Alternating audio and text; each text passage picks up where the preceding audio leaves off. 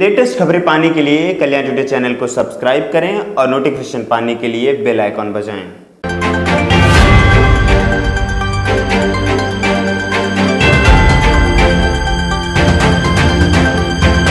देखिए, हमारी उनकी मुलाकात मोर्चे में संगठन कहाँ तक हमारा ठीक है, कहाँ अभी कमज़ोर है, उसको कैसे ठीक किया जाए, इस पे चर्चा हुई।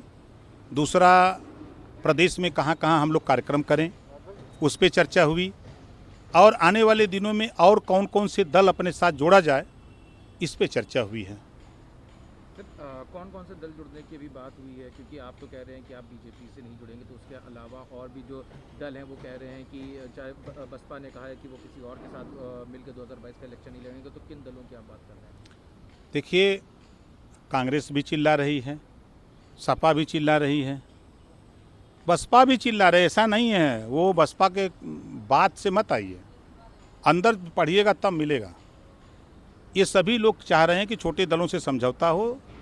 हम लोगों का जो मोर्चा है, हमारे जो उद्देश्य हैं, घरेलू बिजली का बिल। मोर्चे को बने हुए इतना समय हो गया, आप फिर बाद में कहते थे कि आपकी शिवपाल सिंह से बात हो रही है, आम आदमी पार्टी में बात हो रही है, लेकिन अब चुनाव बिल्कुल नज़दीक है, अभी तक आपका कोई नहीं निकल के आया, आप खाली ओवैसी और कोई मेजर पार्टी अभी तक आपके साथ आके किसी ने बात नहीं करी।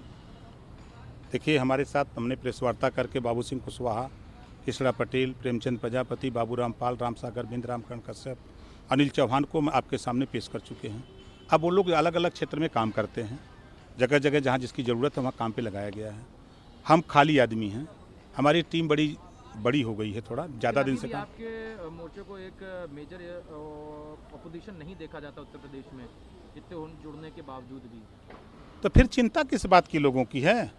आखिर में बीजेपी क्यों परेशान है, सपा क्यों परेशान है, बसपा क्यों परेशान है, कांग्रेस क्यों परेशान है? आज के तारीख में हमारे पास 100 में 65% वोट हमारा है और 35 में भी बंटवारा है। जो अति पिछड़ों की आबादी 43%, मुसलमान की आबादी 22%। ये आज उस वोट पे सारे लोगों की निगाह की वो हमारा है। प्रजापति का मालिक कैसे ही बन जाएंगे, पाल का कैसे मालिक बन जाएंगे, चौहान का कैसे बन जाएंगे, राजभर का कैसे बन जाएंगे? ये लोडर दिखा के, लोडर खाली मजदूरी करे, तनख्वाह ले, वहाँ से मिले जवन, इतने कर सकता है, समाज को हिस्सा नहीं दिला सकता है। आज अपने पार्टी कार्यालय का शुभारंभ कर रहे हैं बहराइच की बात आती है तो गाजी सालार अहमद की बात आती है कि जिनकी वहाँ पर मज़ार थी और इनका सुहेल देव का काफ़ी कुछ विवाद था, उसके बावजूद आज आप लोग एक साथ मिलकर उत्तर प्रदेश में राजनीति कर रहे हैं। देखिए, वो एक अलग समय था जब विदेशी आक्रमणकारी आक्रमण के उद्देश्य से आए और लड़ाई हुई, मारे गए। आज लोकतंत्र है, लोकतंत्र में भारत के ओवैसी जी हैं, न कि विदेश के हैं। आज वो देश की सबसे बड़ी पंचायत दिल्ली में आज वो मेंबर ऑफ पार्लियामेंट है, और ओम प्रकाश राजभर उत्तर प्रदेश की जो असेंबली है उसमें हम मेंबर हैं। तो हम लोगों ने अपने अधिकार के लिए, हक के लिए एक मोर्चा बनाया है। ये बात कही जा रही है ना, आपने देखा कश्मीर में महबूबा मुफ्ती और बीजेपी समझौता करके सरकार बनाते हैं। ज़्यादा नहीं चला वो समझौता, मत चले तो क्या आपका भी चला नहीं। देखिए, ये तो वो एक और दौर था। आपने सपा बसपा का देखा, 36 का आंकड़ा था। लोगों में तो जो वहाँ के लोग हैं, क्या लोग भी साथ में हैं? क्योंकि आप जो लोगों की बात करी जाए, आप जब चलेंगे वहाँ बहराइच में, करोड़ों हिंदू गाजी मियाँ के मजार पे चादर चढ़ाने जाते, करोड़ों।